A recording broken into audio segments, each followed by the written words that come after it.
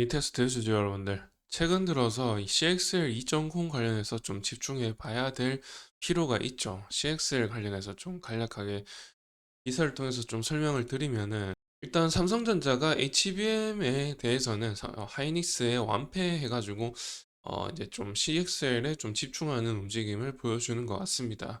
보시다시피 일단 뭐 HBM 관련해서 3는 납품 가능성이 생겼지만 3E 5세대 관련해서는 아직 뭐 퀄 테스트 중이다라고 하고 2, 4개월 안에는 좀 퀄 테스트가 완료되지 않을까 이런 뉴스도 나오고 있는데, 여전히 뭐 계약 안 되고 있는 것은 뭐 당연하죠. 당연하게도 하이닉스에 비해서 좀 발열 문제라든지 수율 문제라든지 이런 것들이 해결이 안 되니까 테스트가 통과가 되지 않겠죠. 여하튼 간에 좀 불리한 국면에 있는데, 그 대신에 뭐 레거시 제품 쪽에서 매출액이 증대하면서 영업이익도 크게 증가한 모습은 나오고 있죠. 그 반사 이익인데 하이닉스랑 마이크론이랑 이쪽에서 지금 뭐 메모리 비메모리 디램이라든지 낸드 쪽에 그 레거시 제품 쪽에서 생산을 집중을 하지 않고 HBM 쪽으로 집중하다 보니 그쪽에 의한 어떤 반사 이익을 얻고 있습니다. 그에 따라서 이 유닛 테스트의 버닌 테스트 장비가 제가 앞번에 영상에서 말씀드렸지만 아직 하이닉스 향으로 또 마이크론 향으로만 이렇게 진출해 있다 보니까 삼성전자 향으로는 없죠. 그래서 이 버닌 테스트 장비 자체를 생산하고 있지만 삼성전자 향으로 납품하게 된다면 그게 또 상승 동력이 될 거라고 말씀드렸죠. 왜냐하면 삼성전자가 레거시 제품 생산을 거의 이제 도맡게 될 수 있다 이런 말씀 드렸었는데, 여하튼 간에 추가적으로 지금 CXL 관련해서 CXL이 뭔지 일단 좀 간단하게 말씀드리면은, 여기에 HBM에 대한 설명은 잘 설명이 되어 있습니다. 보시면은 HBM은 데이터를 빠르게 처리하는 빠르게 한 번에 처리하는 그 강점이 있다고 했죠. 기존의 메모리가 1, 2차선 도로라면 HBM은 16, 32차선의 도로나 마찬가지다 이렇게 적혀 있죠. 정말 훌륭한 이 비유가 아닌가 생각이 듭니다.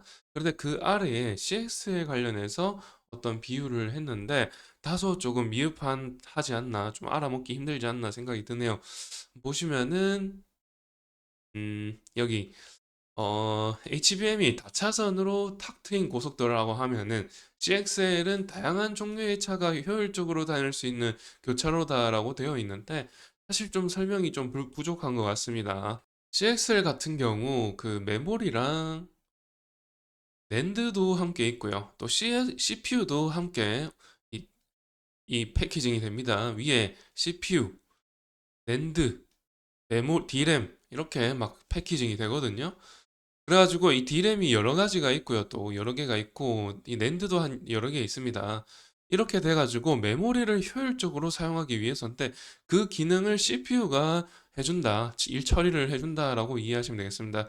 그래서 메모리가 일단 1, 2, 3, 4 이렇게 4개 있다고 치면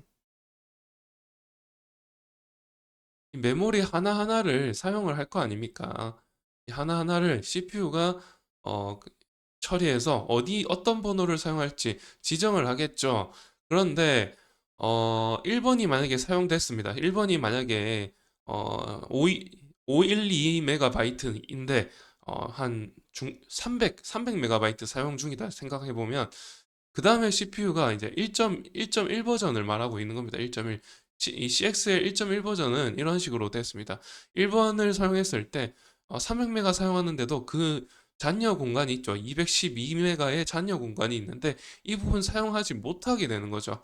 그런 상황에서 2번을 사용하게 되고 또 3번 사용하게 되고 4번 사용하게 됐을 때 그 다음에 사용을 하지 못하게 되는데, 이 남은 공간을 사용하기 위해서 2.0 버전에서는 그 기능이 이제 스위치가 추가되면서, 중간에 스위치가 추가되면서 그 스위치가 1번에 남은 공간 사용할 수 있도록 또 2번에 남은 공간 사용할 수 있도록 이런 식으로 지금 발전된 게 CXL 2.0이다라고 보시면 되고요. 그러면은 이게 기능이 지금 데이터 센터에서 사용되면은 하는 SSD랑 HBM이랑 이 중간 성격을 가지고 있다 이렇게 보시면 되겠습니다. 그리고 PCI Express라는 기능을 사용해서 좀 더 범용성이 높은 특화된, 그러니까 이 PCI 익스프레스라는 것은 3.0을 우리가 보통 많이 사용하죠. USB 같은 경우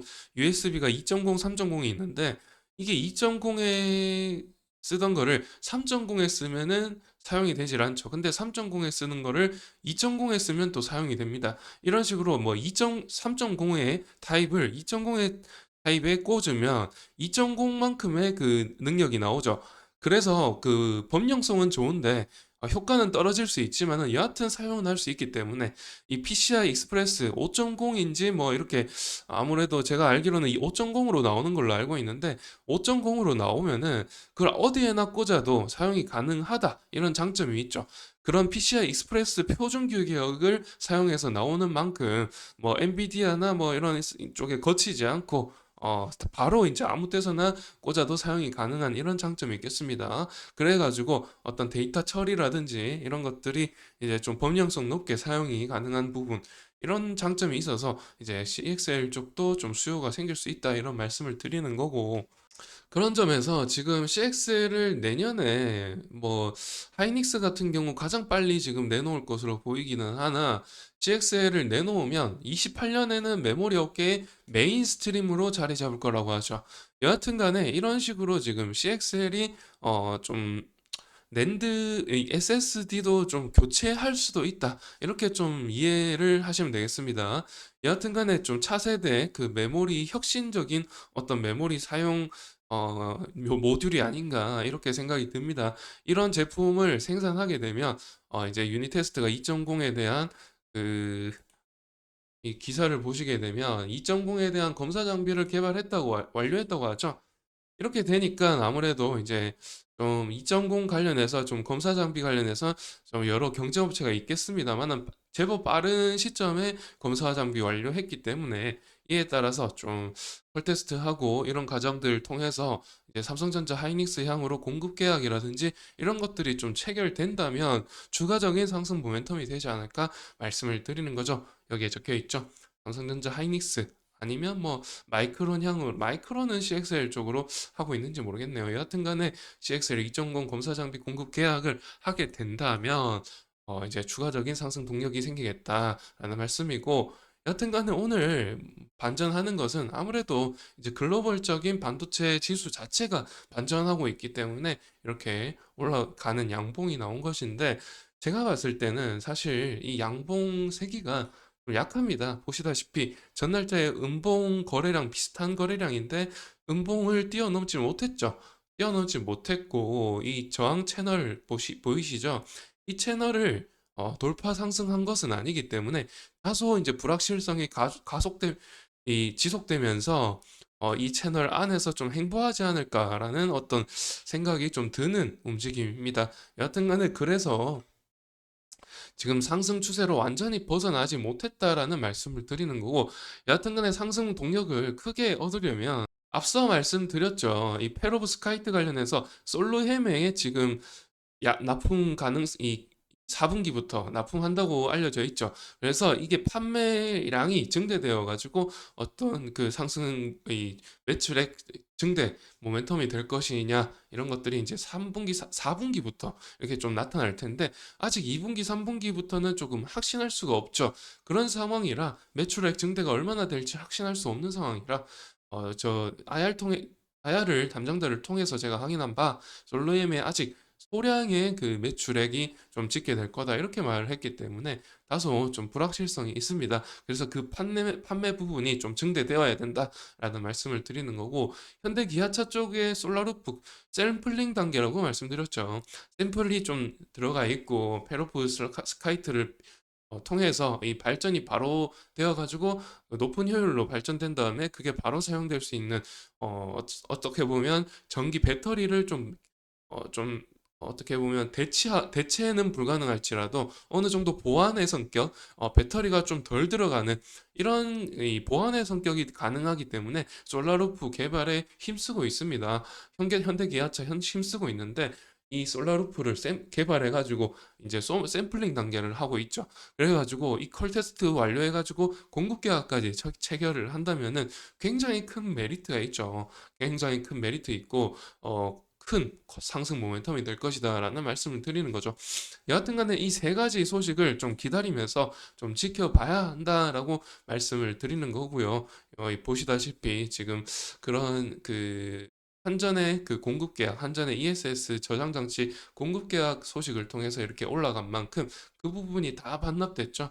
다 반납됐는데 다시 뭐 올라갈 동력은 있습니다.